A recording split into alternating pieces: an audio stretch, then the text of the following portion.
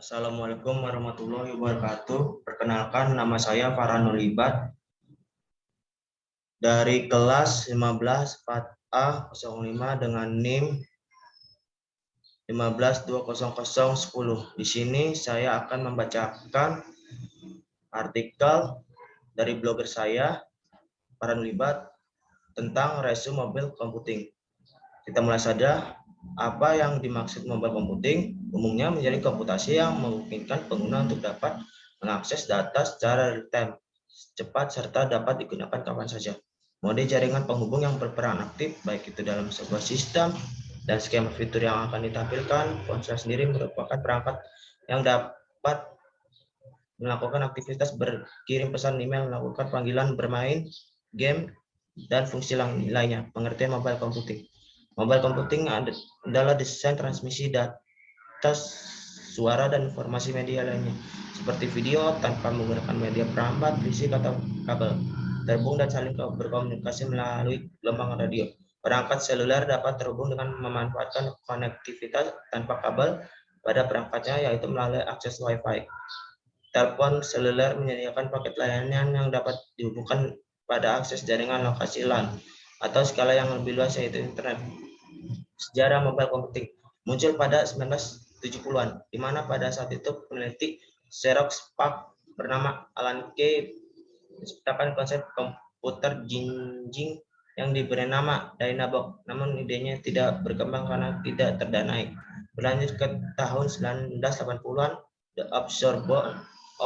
Osborne merilis laptop untuk konsumen pertama yang hanya menampilkan 52 karakter per baris teks pada layar. Di tahun yang sama, Epson mulai menjual HiG 20, yaitu komputer portable dengan resolusi 120 kali 32 inci, di mana pada saat itu lebih dianggap sebagai komputasi mobile karena baterainya cepat habis.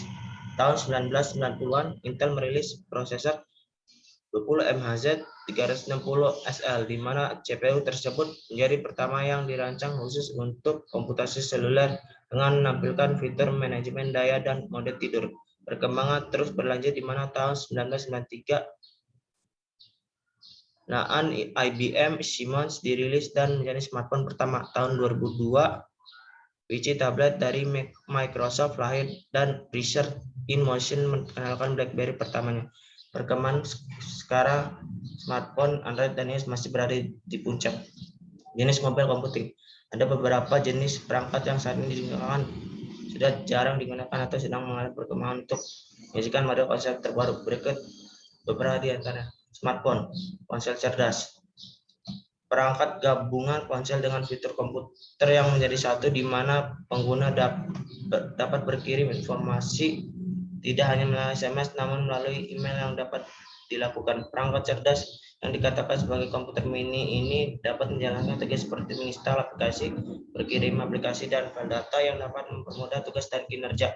Contoh ponsel cerdas ini seperti iPhone atau iPad, Android seperti Samsung Galaxy, Nokia, Lumia, Windows Phone, dan banyak lagi. 2. Portable PC. Bentuk komputer yang disederhanakan serta memiliki fungsional yang serupa dalam menjalankan tugas dan operasi. Contoh seperti laptop dan notebook. Perbedaan dengan komputer desktop hanya pada ukuran dan penyesuaian terhadap beberapa perangkat keras yang mendukung perkembangannya. 3. Persona digital, PDA. PDA adalah perangkat genggam yang menggunakan elemen komputasi dan jaringan dalam satu perangkat.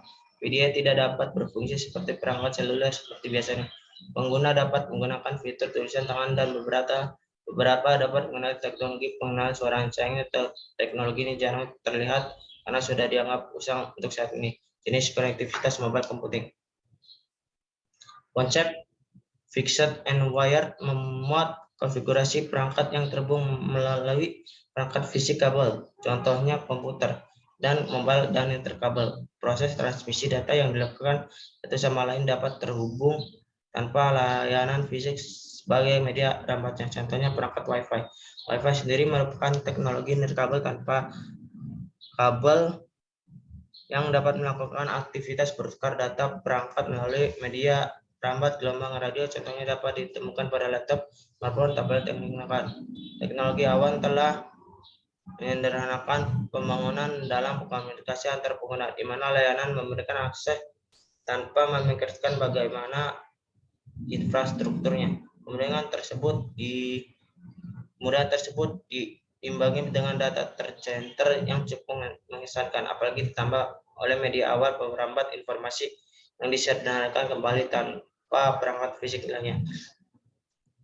Komunikasi hal ini mengacu pada infrastruktur yang memastikan komunikasi dapat dilakukan, memiliki sebuah protokol layanan bandwidth dan portal layanan yang membuat semua berjalan dengan apa yang diinginkan.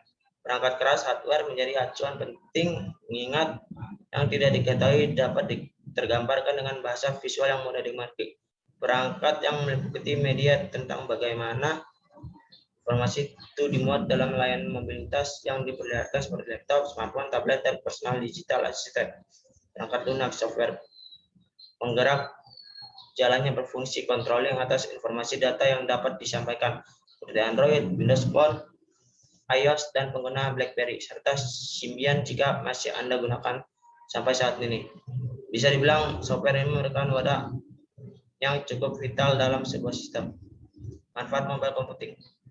Tentunya dengan fitur dan konsep kerja yang diberikan, ada banyak sekali keunggulan dari pemanfaatannya. Di antaranya, satu, memberikan konektivitas secara real-time dan mendapatkan akses ke sumber daya setiap saat. Dua, dapat berinteraksi dengan pengguna melalui jaringan internet. Hal ini sangat berguna untuk membangun relasi bisnis dengan pelanggan dan keterlibatan sosial lainnya. Tiga, pembangunan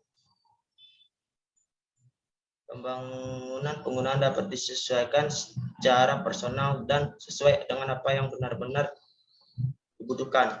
4. Meningkatkan produktivitas dengan daya dukung yang luar biasa terhadap beberapa instrumen. 5. Dukungan cloud computing di mana data tersimpan pada server yang dapat diakses kapan saja. Macam-macam perangkat mobile computing. 1. Notebook atau laptop. Notebook pada dasarnya adalah PC yang dikemas secara ringkas dengan ukuran jauh lebih kecil dari PC. Memiliki kemampuan yang sama dengan PC dan mengupload sistem operasi yang sama. Komponen penyusun juga sama, namun komponen tersebut didesain agar mampu berjalan secara lebih cepat dan sederhana. 2. Handphone atau smartphone. Smartphone ini banyak memberikan perubahan yang signifikan dalam perkembangan perangkat mobile. Berkat pengembangan perangkat lunak untuk handphone, perangkat yang berubah menjadi smartphone. Namun bukan hanya sebagai alat komunikasi saja, tapi juga mampu melakukan tugas komputasi yang sama dengan notebook atau PC. 3. Tablet. Tablet atau banyak disebut dengan tab pada dasarnya sama dengan smartphone, hanya dikemas dengan ukuran yang lebih lapang. Jika smartphone hanya berukuran 3 hingga sampai 6 inci saja, maka tablet dapat berukuran hingga 12 inci. Dengan ukuran yang sebesar itu dapat dibenamkan komponen yang spekisnya lebih tinggi dibandingkan smartphone pada umumnya, sehingga performa juga lebih baik. 4. GPS. Global Positioning System (GPS) merupakan sebuah perangkat yang berguna untuk menunjukkan koordinasi lokasi pada peta digital. Perkembangan GPS memang tidak secepat perkembangan perangkat lain, namun perangkat ini semakin banyak diperlukan untuk digunakan. GPS sekarang dilengkapi dengan petunjuk arah dan panduan perjalanan agar pengguna dapat lebih mudah menemukan lokasi dan tidak tersesat. Tidak hanya berputar pada lokasi saja, GPS juga dilengkapi dengan Wi-Fi, bahkan SIM card, sehingga pengguna dapat berinternet dan menjadikan sebagai alat komunikasi. Kelebihan mobile computing. Extreme personalization. Mobile computing telah menjadi alat yang penting bagi orang-orang. Hal ini diungkapkan oleh kalimat ponsel, dompet, dan kunci motor, yang berarti ponsel yang termasuk mobile komputer sama pentingnya dengan dompet dan kunci motor. Karena pentingnya itu, mobile komputer kerap dipakai untuk menyimpan segala informasi pribadi. Pengaksesan informasi setiap saat dan dimanapun. Karena sifatnya yang portable dan kemampuannya untuk didengarkan dimanapun dan kapanpun, mobile computing dapat digunakan untuk bekerja, berbelanja, atau bermain game secara online. Selama terhubung dengan internet, hal ini tentunya akan sangat memanjamkan bagi pengguna mobile komputer. Kompatibel yang tinggi dengan teknologi lain. Karena kecanggihan yang disebutkan di atas, mobile komputer kompatibel dengan teknologi lain, memungkinkan mereka untuk memanfaatkan teknologi lain demi kemudahan sang pemakai. Kelemahan mobile computing. Kurangnya bandwidth. Jika dibandingkan koneksi kabel, akses internet pada peralatan biasanya lebih cepat berkat teknologi seperti GPRS, 8G, dan 3G. LAN dari kabel dengan kecepatan tinggi tidak mahal, namun memiliki rentang yang sangat terbatas. Gangguan transmisi. Faktor-faktor yang menyebabkan gangguan sinyal pada mobile computing seperti cuaca mobile computing dengan sinyal macet titik terdekat. Selain itu, penerimaan sinyal di dalam ruangan, di beberapa gedung, dan di pedesaan seringkali buruk.